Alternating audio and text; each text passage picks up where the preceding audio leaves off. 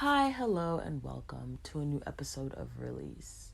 I'm your host, Adriana, and I'm so honored and grateful that you've taken the time to listen to what I have to say.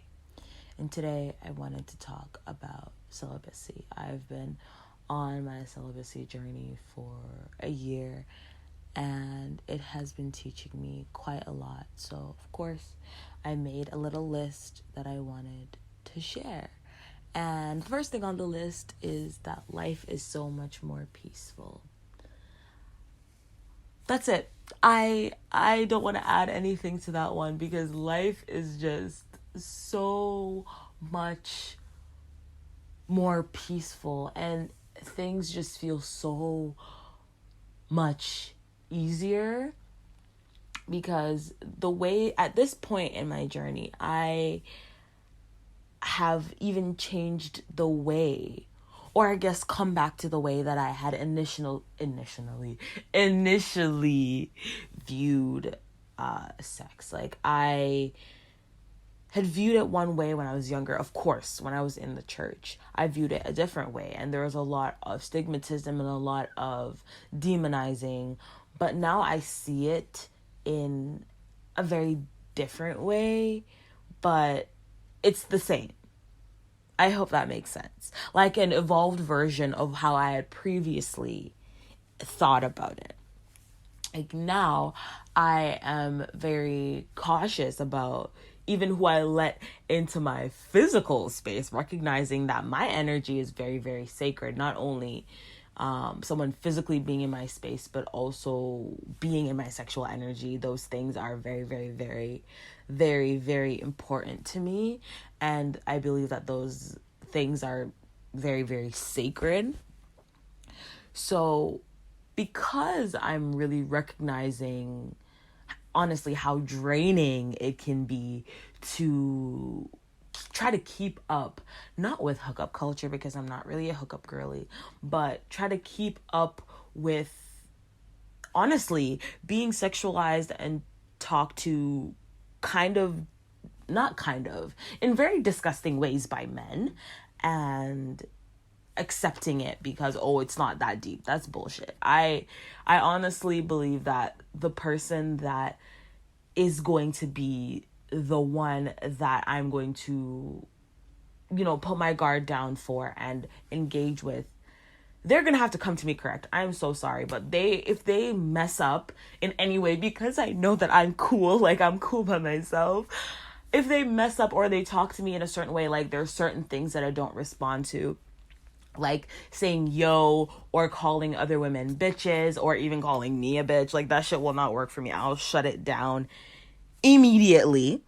Like so quickly, I will block you with the quickness because I just believe that it's not worth it. Like I think that if you're gonna approach a woman, you're gonna approach someone you're interested in, and okay, sure, human nature, you may want to engage in sexual activities with that person, but that doesn't mean that that's how you approach that person. Because are you saying that they're only what's between their legs? You're only saying that they are a sexual object, and I do not ever want to be viewed as just a sexual object, because I am more than that, and I want anybody that is approaching me to see that I'm more than that. And if you only see me as a sexual object now, then I'm not going to wait for that to change. Like I want you to, like the other day somebody approached me and basically told me that they want to do things to me, and it was not said in that polite of a manner. And I said, well, this is someone that I knew of. They were like friends of a friend, but then I've never met them, but like we've had conversations online.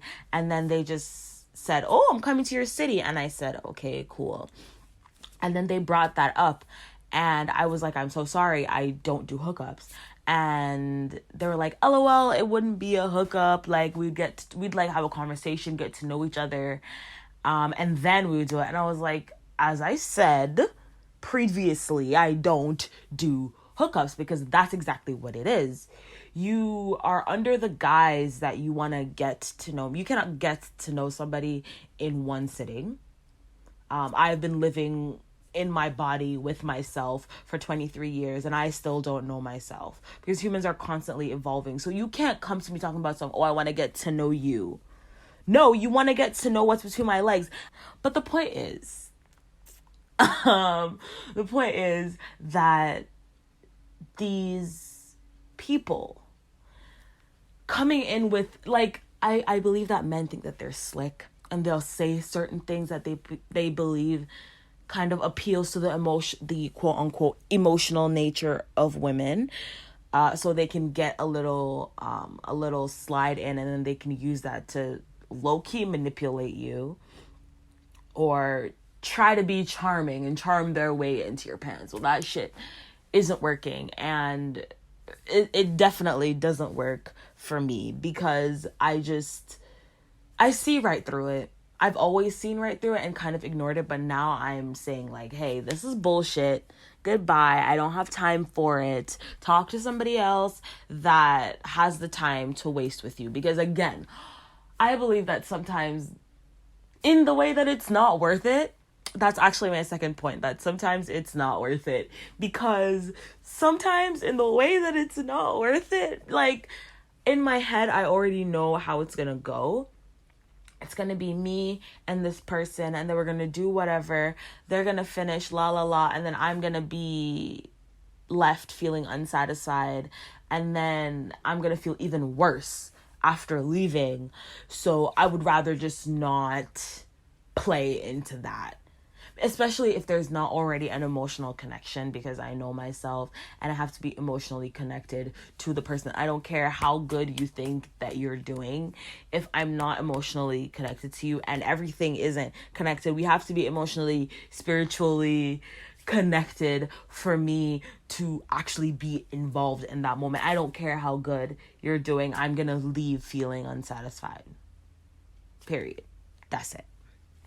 And then the third one is that my body is a temple, and it's giving Christian vibes. I know, I'm sorry, but it really is true. Obviously not in the Christianized way of like demonizing sex or saying, oh, I'm gonna wait for marriage, because there is no fucking way that I'm going to tell somebody, oh yeah, you need to keep your body in a pristine, unopened package for someone that you don't know, because that's what no, absolutely not. I don't believe in that.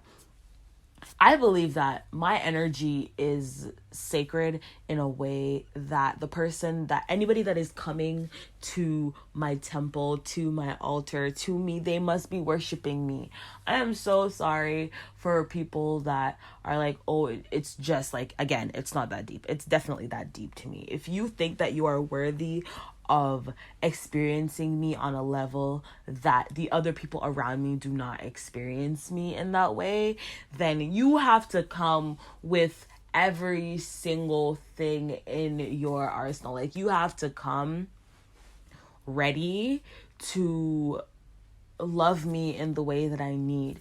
You have to come ready to listen and adapt to what I need. You need to come ready to be open as well, and be ready to be in a partnership. Like, if I'm engaging with anybody in any sort of way that's out of the platonic, then I'm so sorry, but you have to be ready for me, because I am a lot, in the sense that I've grown and changed in a way, and I am growing and changing in a way. I'm never going to limit that, because my evolution is endless. But I am growing and changing in a way where I understand what I bring to any relationship, not only romantic. I understand what I bring, and I'm not going to let anybody talk down to me or make me feel unworthy or make me feel insecure so that they can get what they want. If you can't live up to my standard, there's the door. Like, you can go, bye, and I will be quite all right. And my third point, actually my fourth point, because of what I've really learned and because of the way that I'm learning it, it's like one lesson with multiple little sticks. I'm imagining like a little web chart in my head. So there's little branches off of my main idea. So I may repeat the same thing because of course they're intermingled. But my fourth point is that the exchange of sexual energy is so powerful. The exchange of energy, period, is so powerful. And sometimes you are left feeling sad after a sexual exchange, or depressed, or your body may just not feel right. And that is literally a result of what you are subjecting yourself to. Like, a lot of women say that when they are celibate, they're so much happier. Their bodies, like their physical bodies, are so much healthier. They feel so much better. There's so many benefits that come with just giving yourself the love that you need and showing yourself what you really desire, showing yourself what you deserve. Because when you show yourself what you deserve, no one can just come and give you the bare minimum and expect you to roll over for them. Like, it shows you what you have been accepting and what you are going to be accepting after. And honestly, I believe that everybody, of course, you may not be able to do a year, but I feel like everybody should at least have a break where they just focus on themselves and they take the time to really look at what their bodies need and what their spirits need and focus. And it doesn't have to be attached to a partner. Sex is not the end of the world. If you're not having sex, you're not gonna roll over and die. Like, you'll be fine. Honestly, I'm telling you, you will be okay. And my last point is that my boundaries needed work. I needed to recognize that my boundaries needed work. And like I just said, before I was allowing the bare minimum and a little bit of sprinkling, and that was okay. But now it's like, you don't do what I need and what I know that I deserve, then it's bye-bye, baby. Like, I have been good. I have so many different interests and so many different ways that I could be creating, and so many places that I can see, and so many experiences that I can have that don't revolve around a man or a partner. They just revolve around me living my own life and me giving myself what I deserve. And what I deserve is the best. And when another person comes around, and when a person that I feel like Spirit has shown me that this person is for me and that this person is going to do me right, of course things can change and people can be dicks and people can do not great things. But I mean, if in my spirit I feel calm and safe with this person and Spirit gives me the okay, then that's cool. But I don't mind waiting for the right person for another year, another 2 years, because I genuinely believe that when it's right, it's right. And I don't need to chase it, because divine timing is what we're working on.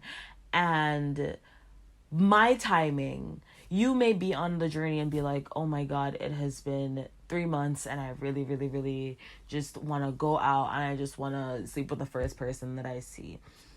Sure, you may feel that way, but it's like, do I deserve that? Is that something that I want? And honestly, now I think about things in very different ways, especially because there are people my age and younger that are having children and having stories about this was a one night this and this. And that's so scary to me, because again, another question that arises is like, is this person do I think that this person would be a good parent? And it's, when you get to a certain age, it's a question that you really have to ask, like, What if I take the plan B and it doesn't work? What if I have a cryptic pregnancy and now I have to have a child and live a life with this person that I don't even actually like? I just wanted a moment of satisfaction, and now I have a child with this person that is not suitable for being a parent. But that's just something that I think about because it's a very real reality around us. But aside from that, this journey has opened my eyes in ways that I will always, always be grateful for. Every journey that I take that I feel I'm being called to always teach me lessons that not only I need for the journey, but just for my entire life. And I want to share those things with you guys because I feel like they are, if you are on the journey right now and it's a little bit hard, maybe this will help you. Or if you're thinking about starting a celibacy journey or a little break, whatever you want to call it, whatever you are choosing to do, I hope that this helps you. And yeah, that's all I have to say today. It's a little shorter than the usual episodes, but I think that's good because the points are poignant in a way where we don't need a long ass list because, again, like I said, I'm just gonna be repeating the same things over and over. But thank you so much for listening. And I'll catch you guys in the next episode. Bye. I love you guys so much. Okay, bye.